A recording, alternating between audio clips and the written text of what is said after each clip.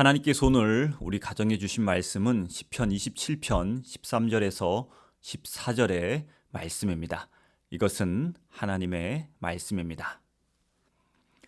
내가 산 자들의 땅에서 여호와의 선하심을 보게 될 줄 확실히 믿었도다. 너는 여호와를 기다릴지어다. 강하고 담대하며 여호와를 기다릴지어다. 아멘. 베스트셀러 작가 중에 김은주라는 분이 계십니다. 이분의 책 1cm 플러스에 자연은 알고 있다라는 제목의 글이 있어 소개해 드립니다. 힘든 상황이 지나갈까 의심될 때는 먹구름이 저절로 거치는 것을 보면 된다. 힘없는 내가 과연 할 수 있을까 용기 없을 때는 가녀린 들꽃이 바위 틈을 비집고 피어나는 것을 보면 된다. 나는 늘 뒤처질 수밖에 없을까 의기소침해질 때는 물속에서 남보다 빠르게 헤엄치는 거북을 보면 되고, 기다리고 기다리는 그날이 과연 올까 싶을 때는 긴긴 겨울 끝에 결국 봄이 찾아오는 것을 보면 된다. 신은 보물찾기처럼 자연의 이곳저곳에 인생의 해답들을 숨겨 놓으셨다. 자연과 우리 인생에 대한 통찰력이 엿보이는 작가의 재치 있는 글입니다. 저는 위의 문장들 중에서 마지막 부분에 있는 기다리고 기다리는 그날이 과연 올까 싶을 때는 긴긴 겨울 끝에 결국 봄이 찾아오는 것을 보면 된다라는 구절이 마음의 깊이와 닿았습니다. 사실 우리 인간은 기다리는 존재라고 할 수 있습니다. 청소년들은 부모나 학교의 간섭을 받지 않게 되는 성년이 되기를 기다리고, 군대 간 청년들은 제대할 날만을 손꼽아 기다립니다. 졸업을 앞둔 대학생들은 일할 수 있는 직장을 기다리고, 많은 젊은이들은 사랑할 짝을 기다립니다. 결혼 정년기에 자녀를 둔 부모들은 자녀가 좋은 짝 만나 결혼하기를 기다리고, 무엇보다 손주 보기를 기다립니다. 사망의 음침한 골짜기를 지나는 이들은 하루속히 고난이 지나가기를 기다립니다. 또한 많은 이들이 좀 더 경제적 형편이 나아지기를 기다립니다. 이와 같은 기다림은 그리스도인이나 비그리스도인이나 공통적인 것들입니다. 그런데 우리 그리스도인들만의 기다림이 있습니다. 특별히 지난주부터 시작된 대림절이 되면 더욱더 그리스도인들은 이 기다림에 대해 관심을 갖고 묵상하며 기대하게 됩니다. 바로 예수 그리스도의 재림에 대한 기다림입니다. 다시 오실 예수 그리스도에 대한 기다림은 세상 사람들의 기다림과 구별된 기다림이며 그리스도인들의 모든 기다림의 초석이자 정석입니다. 오늘 본문을 통해 예수 그리스도의 재림을 기다리는 그리스도인의 기다림이 어떠해야 하는지 살펴보도록 하겠습니다. 13절을 보면 다윗은 살아생전에 여호와 하나님의 선하심을 보게 될 것이라고 확실히 믿었습니다. 그렇습니다.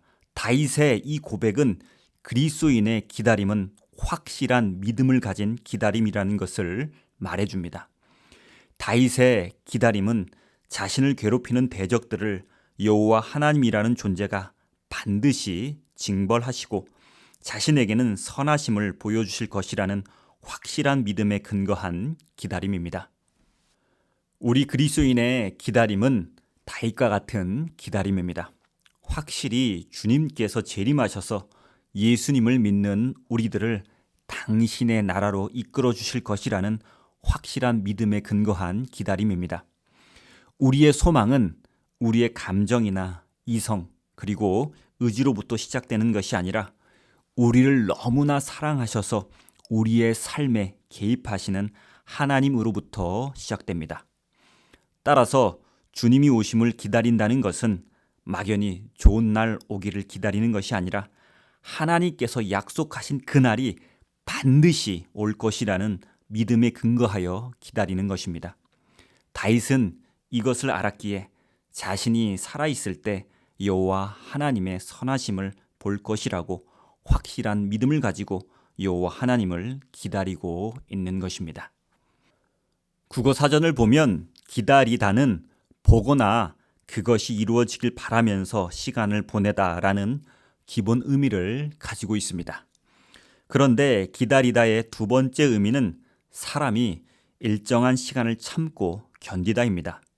그래서 기다리는 사람은 인내하는 사람이라고 할 수 있습니다. 오늘 본문에서 다윗은 사울의 박해를 피해 또는 아들 압살롬의 반역을 피해 도망다니면서 자신이 처한 이 고난의 상황을 끝내지 않으시는 하나님을 버리지 않았습니다. 다른 사람 같았으면 자신을 사망의 음침한 골짜기에서 하루속히 벗어나게 해주지 않는 하나님을 믿지 않았을 겁니다. 인내하지 못해 항상 다른 어딘가에서 어떤 일이 벌어지기를 기대했을 겁니다. 그러나 다윗은 하나님 외에 다른 존재들에게 기웃거리지 않았습니다. 오히려 하나님께서 자신을 이 어려운 상황 가운데서 구원해 주실 것이라고 믿고 인내하며 신앙의 자리를 지키면서 더욱더 자신의 신앙을 고백합니다. 왜 다윗은 이렇게 했을까요? 하나님의 선하심을 확실히 믿었기 때문입니다. 하나님에 대한 확실한 믿음이 있기에 지금 이 순간 인내의 기다림을 할 수 있는 것입니다. 여러분, 지금 상황이 나아지지 않았다고 절망하거나 하나님을 떠나 다른 존재들을 의지하지 마십시오. 이런 자세는 그리스도인의 기다림이 아닙니다. 다윗처럼 이럴 때일수록 신앙의 고백을 하며 하나님의 선하심을 확실히 믿고 인내하며 하나님의 구원을 기다려야 합니다.